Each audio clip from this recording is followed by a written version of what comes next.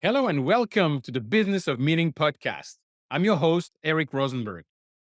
Over the years, I've had the privilege of helping businesses in the meetings and event industry grow and succeed. And I'm excited to share that experience with you. If you feel alone and overwhelmed, and if you're looking to take your business to the next level, improve your strategy and sales, and connect with like minded professionals, you are in the right place. I invite you to visit eventbusinessformula.com and join our community of event business owners dedicated to exponential growth. Now, let's dive into today's episode.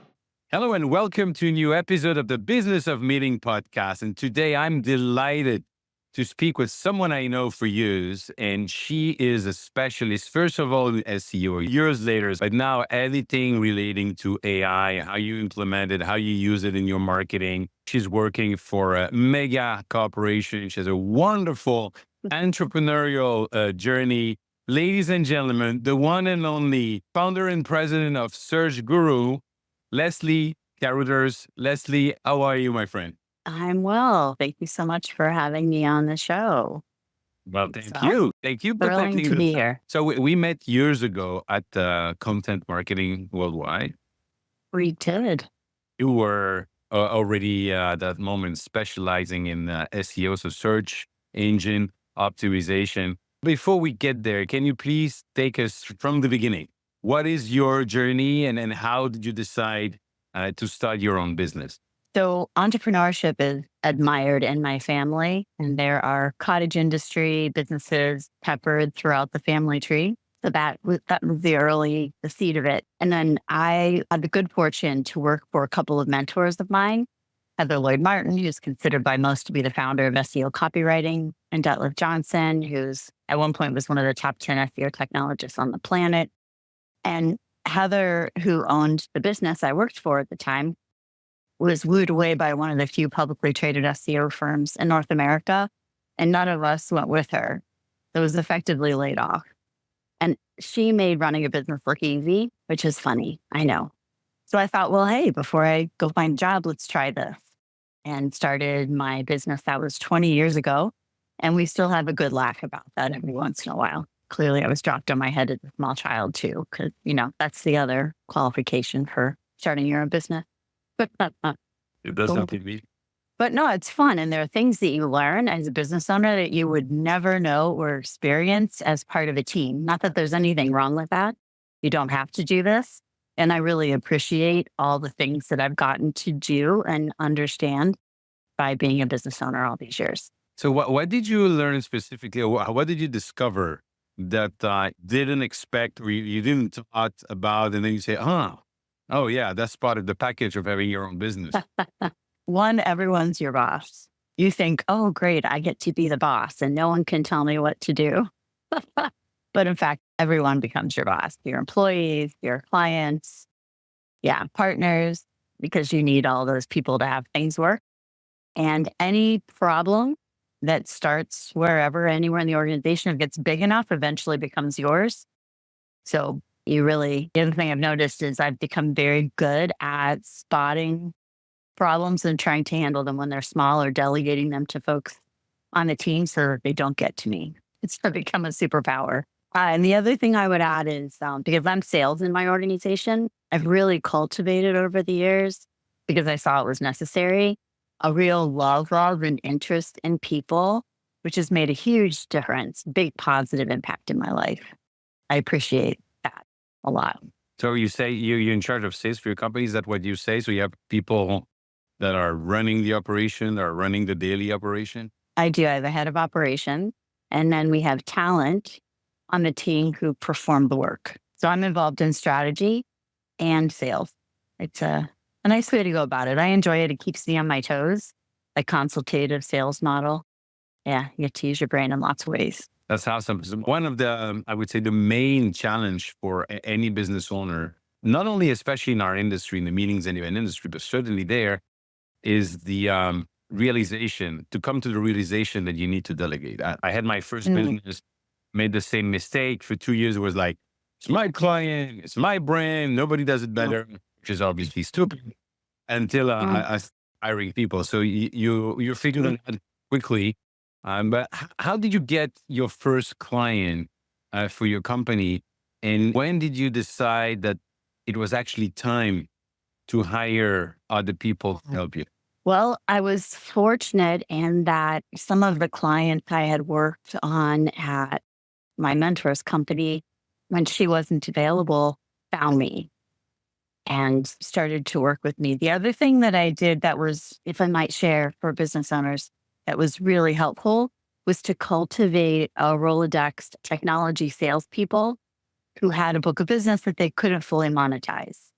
Mm. So if they were able to make an introduction and then support me in closing the business, they could get a referral fee, which worked well for them and for me. It really got us up and rolling with larger brands that I might not have been able to get in front of, not for sure, not nearly as easily on my own. That was a super helpful. One of the smartest things that I did without realizing it early on. Oh, that's awesome. Now, when Mhm. we start your business, you're developing, you're specializing in SEO at that moment. Back in the day, that's where we started. And then as social media came to be, because it didn't exist when I started the business, we added that. And Google ad came off and fine. We added paid media, Facebook paid advertising, LinkedIn paid advertising. It's fun to look back over the arc of marketing online and see what when things started and when they became popular and actually really useful and effective. So landing page optimization, conversion rate optimization, analytics, setup and audit. When GA4 took over for Google Analytics, it was a big transition. It works differently than the previous version and was a real brain cramp for a lot of people. So we were able to help with that too. Yeah. We always say we should be at a low risk for dementia. We're always forming new neural pathways. And now AI, right? And how they use AI to get more done. I'm getting there, and really what I admire with you, and since we've met and every time we've been talking, there's always something new. The algorithm are new, the technology is new. So you really need, first of all, a love to learn, but also a mindset of saying, you know what, that might be working today. In 3 years, now it's in 2 years, now it's almost every week. It seems that something new is coming up. Yeah. How do you keep in touch, and how do you keep the leadership, the thought leadership of knowing what's out there and also how you can use it for your customer? Yeah. Figure it out as part of our company culture. Like that's actually written in our culture documentation. And I'm so fortunate and grateful, that not that there's anything wrong with our family and your team at work is the family you get to choose. I'm very fortunate to work with people who really enjoy digging in and figuring it out and have a natural and a curiosity. I think in one sense you get used to it, right? In marketing and especially online marketing, it is always changing. There's always something new. And even in SEO, that was baked in because the spammers were always trying to gain the algorithm and Google was always trying to support them. So it was, different strategies. I mean, we don't just do it because it works. It has for the search engines that has to work for human beings also, which takes us outside of the realm of spam. And yeah, in the early days, it was part ego for sure, which I'm not super proud of. I'm glad to have put that back on the back shelf. I would imagine a lot of entrepreneurs could relate that you're trying to prove yourself and your worth to the world. And then after a while, it just becomes a big old muscle that you get to use on a regular basis. And it's fun. Yeah, it's awesome. And it's looking AI, but obviously this is changing dramatically everything we're doing. I've started looking at AI probably, I would say 2, 3 years ago. So I'm very optimistic and how to apply it. You've been in it for years. So do you remember the first time you saw something that was related artificial intelligence and you thought, this is going to change completely the way I operate my business? I might pin, 2 years ago when ChatGPT launched as that kind of a seminal moment, but we've had AI and tools for quite some time, or machine learning. A lot of the things people call AI, they're actually machine learning. and they're helpful and useful. So, Google Ad has had AI underpinnings, Facebook Ad, it's really everywhere and you don't realize it. You watch TV, Netflix, and there's AI in that. There has been for quite some time. But, coming up on the 2-year anniversary of ChatGPT really is something. And you talk about the learning and the curiosity. Ethan Mollick, the associate professor at Wharton, who wrote a book that came out in April about AI. It's a useful one for anyone who's trying to get their arms around it and doesn't have a lot of experience with it. Because every time a new LLM or large language model, which is ChatGPT or Gemini or Claude or Meta's in Llama, then it takes 10 hours of experiential learning to get the quirks, the strengths, really learn how to use it. And then there's a new model that comes out and it's another 10 hours. So as the tools have gotten more, I'd say more reliable, even though they still, hallucinations and all that stuff. But as we've learned, gone through those 10-hour cycles and found applications and had success with different use cases, prompt engineering, as they would say in the early days, gotten more and more exciting. And you can see new things are possible in your brain with the tools that you have and what you can create for clients to solve problems that would have been very difficult and very expensive.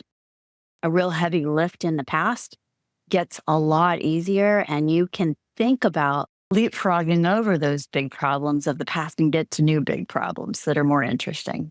Right.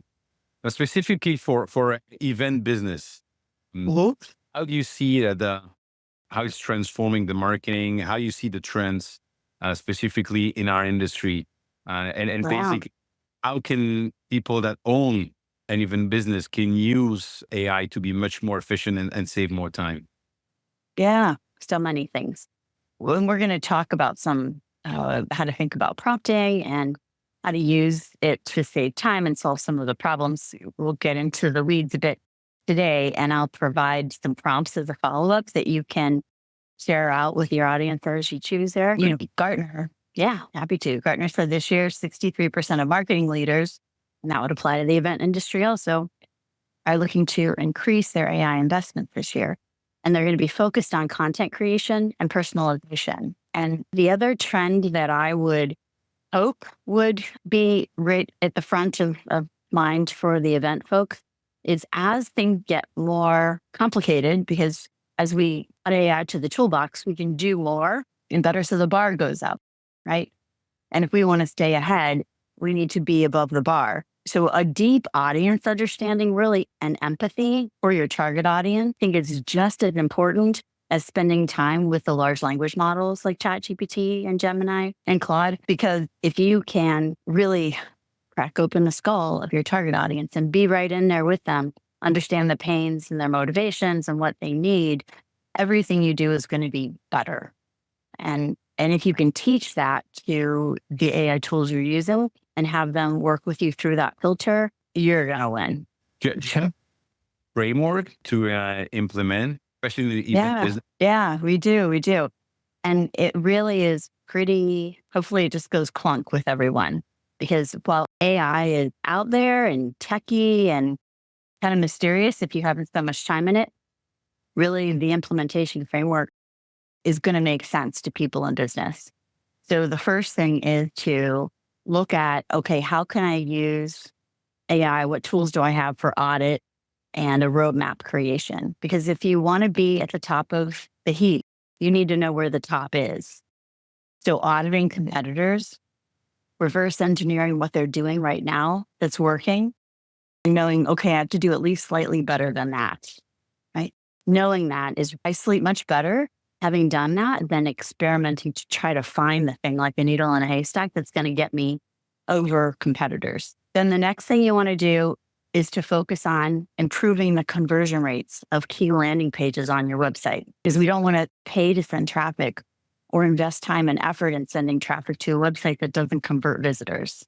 That makes no sense, and it's a waste of time, money, effort, everything. And then we want to drive more traffic to that now well-working machine that's focused on, okay, here's where the top is. if I want to be at the top or my leadership does get to the top, now I can show them with data, well, here's what it's going to take to get there. People at the top have this many blog posts. It looks like they've got this kind of analytic, like traffic coming to the site. We can even estimate their conversion rates. And we can talk about a prompt for AI to help with that. Wow. So you can rest well in knowing that you're making data-driven plan and decisions that aren't guesses or hopes or wishes. And inside of that framework, leverage the AI tools available to deal with the resource constraints that are inherent in the event planning industry. So you have a specific example that comes to mind? I do. So for instance, we talked about empathy.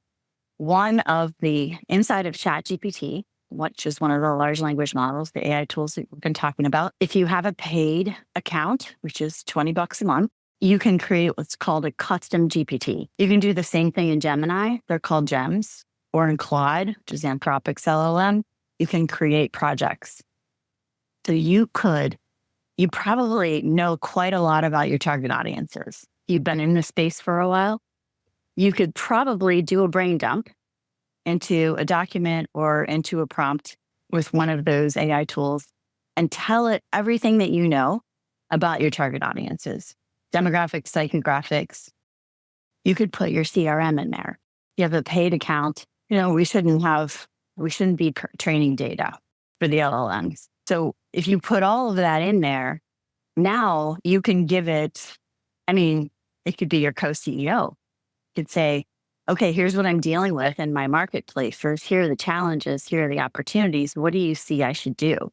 Ideation is one of the best use cases for AI currently. I'm sure you're doing this for yourself with your own business and with your clients. And you've now got a virtual focus group that if you feed it enough data, performs as well as human focus groups. Mm-hmm. So you could give it, everything from giving it a blog post and saying, how can I make this more compelling for you? How can I make you more want to reach out and set a meeting with me and get feedback on that to, give me 5 headlines for this. So you can cut down, ideation. You can get more ideas faster. You're planning for 2025. Oof, you could set it on fire with this in a good way. And then your content creation, I wouldn't just crank out content from the LLMs. One, you don't own the copyright, right, on anything that's just been produced from an AI tool. But 2, it's not going to be good enough. And if we all just crank out content from ChatGPT, guess what Google's going to do? There's going to be a ton of mediocre content out there that doesn't rank and doesn't do what we want to do. Doesn't make anyone any money or get any lead flow. Mm-hmm. So, yeah. So you're talking about empathy, talking about AI. Few months ago, I discovered one of the tool that basically you put the LinkedIn profile of the person that you're going to be to, and it's giving you a lot about that person, how you should talk to them, how you should negotiate with them. Is it Crystal Knows? Is that the tool? It is. Yeah. It is Crystal Knows, right? Which is like, it's creepy the first time you're using this. Oh my. Totally. Yeah. And now it's great because we've happened. How would you advise a small business owner in the meetings and even in terms of sales? So you're talking about empathy, you're talking about you focusing on sales yourself for your business. What would you advise for small business owners using AI in terms of sales? What they should be looking at? What's the process that they should be implementing in their company? A process for using AI to support themselves in sales. Yes. So if they do have Crystal Knows or a similar tool, they could download the reports. So, you the hair on your neck stands up a little bit when you're talking to somebody that clearly is like, this is, if I could clone this customer or this prospect all day long and just work with them, I would, right? Your favorite, best customers or prospect. You could download those reports and upload those into a custom GPT or gem or project, and use that as part of the training for the virtual focus group. You could also then ask it, how can I best pitch you? What are the biggest problems that you have that I can solve? And how do you want those problems solved? what matters to you most? What are 3 different ways I can speak to you about this topic? You can really ask anything and brainstorm anything, ideate in that space. You can check all of your processes and systems, right? If you've got email flows, if you've got templated emails or scripts that you use in your day, you can check those and elevate them. I've gotten some killer ideas from working with my virtual focus group. And I also have created a custom GPT that is an AI sales master, right? Because I've had to figure out, okay, this is a new offering. How do I sell it? And you're speaking into a group that's afraid and overwhelmed. I'm dealing with CMOs, VPs of marketing, directors of marketing at large enterprise companies. It gives me a chance to get out of my head and into theirs much better. Impressive. Did I answer your question? Yeah. Yeah, absolutely. Absolutely. Obviously, all Just the tip of the iceberg. There's block off a half a day a week and hang out with your CEO coach or your sales coach and the stuff, and just keep making everything you do better. Absolutely. But to your point, there's so many things that are being discovered. The pace at which new tools are coming up is just insane. At the end of the day, I think that what people sometimes forget is the fact that AI should help them being more efficient. And so they should start with what is it that they're doing, what are their needs, and serving the client. What are the major mistakes you see in AI adoption within organization? For sure, not measuring. So they'll start off with, okay, everybody, here's the subscription to a tool set. You may have heard about some very large company who spent a lot of money on subscription, and then they came out publicly and said, this didn't work. We're not seeing ROI for it. So work with a narrow set of folks in your organization, or just test it out yourself and come up with really concrete use cases that are measurable, make a difference. So first estimate, okay, how much time do I think this is going to save? And then document the actual saving over a couple of iterations of using that process. So that's number one. Not providing training with the team about AI. That's another one. Don't just chuck it at people, but give them the resources to be great at it, because the stuff it's gold. It really is. Another thing I see is just cranking out content or materials that don't maintain your brand or your voice consistency. So you want to maintain your authenticity and make sure that you're using AI for ideation, for outlines, for drafts. For instance, if we're talking about content creation, I know one of the issues in the event space is, you're growing like crazy. Allied Market Research, the global event industry is expected to reach 1.5 billion by 2028. You're going to need automation. You're going to need AI, and the Marketing Artificial Intelligence Institute of companies are using AI for content creation, and those companies report a 47% higher engagement rate in general on their content. So when we can use the tools in a way that at the front end, if you think of it like this, of the content creation cycle, for instance, as one example, but then bring in your subject matter expert, because you've got a ton, you know so much, and have them, if it's difficult, it can be difficult to get the expertise out of subject matter's heads. We deal with this with clients all the time. Have them speak into a recorder, into their computer, into a recorded Zoom call, a voice recorder on the phone, and then transcribe what they said and put that into the custom GPT that's creating the content, the editorial calendar, or the content plan for the next 6 months, or that piece of content that you're developing that's really deep and meaty for, that's going to be a pillar of your strategy this quarter, or whatever it is.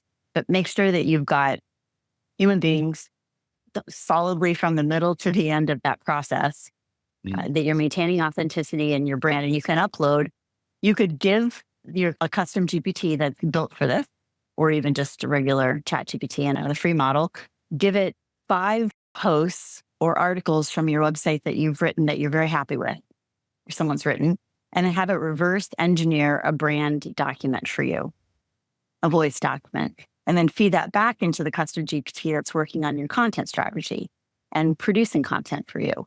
So, this is an iterative process that we don't need to skip over the quality control. of the pieces. You can run hard and fast, but you want to set up what you need to set up first. And then I would say the last thing would be, not the last thing, but one other thing to mention, over automation. We have a risk of seeing that the tool can do this, so we'll let it go do it, when really a human should have been in that process because of the empathy that we have. And we need to feed it into the machine for sure. But you're not going to have AI make your sales calls or do the coaching that you do with your client, Eric, right? That wouldn't make sense. Well, I heard some automated stuff when it comes to the first part of the call. But to your point, when it comes to experience, when it comes to what you're facing in life, yes, you can have some content as such, but how you implement it, how you keep the mindset, how you find the right way to do it. To those who are afraid that AI will replace them, why would you say I own let's say that I own an event business and I'm planning meetings, incentive trip for corporations. What would you tell me when it comes to AI if I'm telling you, oh, Leslie, I'm scared that I'm going to be totally replaced by the machine? Yeah, well, it's a real fear. I get it. And we're all a bit scared. Hopefully we're more curious and excited than scared, but the fear is there for everyone. The CEO of NVIDIA was just speaking at a conference in Japan, and he said the thing that I've heard a number of other leaders in the AI space say, which is, you won't be replaced by AI. You'll be replaced by people who are doing your job with AI. And there certainly is going to be a shift in the org chart, right? So we're not yet at the point of agentic intelligence, like agents, where they're autonomous and they're performing a series of tasks to get something done that could replace something that a human's been doing. That's going to become part of the org chart. Like, we're not there yet. It's not that good, and it will be. Some people say within the next 1 to 3 years. Some people say 10, we'll see. And very smart people think it's soon. So what there is to do, the question was, will I be replaced? Let's just pretend, not that we will, but that we're going to hedge our bets and prep, right? Because we feel better when we're prepped. So what I would say is, if your organization isn't providing training and isn't pulling this toward themselves, AI and the opportunity of generative AI, and as we move forward, artificial general intelligence, when that comes, and agents as that develops and gets to be a thing instead of just a demo and what LLMs are talking about now, really get your own training. All of the LLMs have material on how to use artificial intelligence. They all have material on how to create great prompts, ideas for use cases. Go find that information and get, snugly with it. And then if your company isn't engaged with this, I don't want to tell you to leave, but I wouldn't stick around. I would go someplace where they are excited about this and where they're leveraging it and doing whatever it is that they can do, like ownership and urgency is present, and pulling this toward the organization. Like, I like their hair's on fire. It works to operate that way in situations like these. And then talk with peers, get involved with folks who are in your industry. There are people leading in AI in just about every industry you can think about. So look on X, look on LinkedIn, and find those folks and follow them.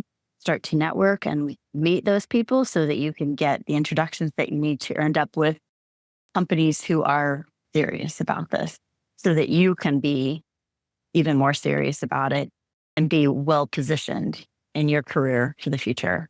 Nice. Yeah. Great points. Thank you. I would add as well, for small business owners, specifically in the meetings and event, what is not going to change is the fact that human beings want to come together. That unique experience cannot be lived through a machine or remote, as we've seen during the pandemic. That will come together to experience those moments, so that the more we are able to create unique experience and provide that and help organizations align their 100%. with strategy, that is not replaceable by any sort of machine. I always love speaking with you and listening to all the knowledge you have. Thank you. I have one last question for you. Assuming that not even an AI could help, You never know who's listening, right? So what is one of your personal dream or business dream that you would love, something that you always dreamed of doing, or somebody you like, one meeting, I don't know, that you would want to do in your life, that if someone is listening and say, oh, I can help Leslie with that, what would that be? Wow. Wow, wow, wow. Well, I mean, our great joy is supporting CMOs and VPs of marketing at large and enterprise sized companies in the business to business space with long, complicated sales cycles. So any introductions in that space, those are always welcome. And if you're doing something really cool with AI, I'd love to talk with you about it and hear and share what we're doing. That would be fantastic. Oh, we're gonna have to add my thoughts that come up later today to the show notes, please, because I'm sure I'm going to think of something else that I'll wish I had thought of now. It's a great question. Thank you. Wonderful. Well, Leslie, thank you so much for sharing your knowledge. How do people get in touch with you? Well, put this in the show notes too. I'm at Leslie, Leslie, at the THE Search, SEARCH, guru.com. And I'm on LinkedIn, very easy to find on LinkedIn, and a couple of other social platforms. But I would say LinkedIn or email is the best. Or go to our website at thesearchguru.com and you can fill out the contact us form. If you want to get on my calendar, you can go to thesearchguru.com/meet, MEET/Leslie, where the L is uppercase. Give you some time. Wonderful. Thank you so much. And I look forward to seeing you soon in person, not through the machine. Yeah. Yeah. It's Content Marketing World or Marketing Artificial Intelligence Conference. That's another great one. And I'll have to get that one on the calendar for a year from now. Wonderful to spend time with you. Thank you, Eric. Thank you for tuning in to the Business of Meeting podcast. I hope you found today's episode valuable. If you enjoyed the show, the most important thing you can do is leave a review and share it with your colleagues. It really helps spread the word. I truly appreciate your support. And if you're ready to take your business to the next level, don't forget to visit eventbusinessformula.com to learn more about how we are helping even business owners like you. Thanks again for listening, and I'll see you next time.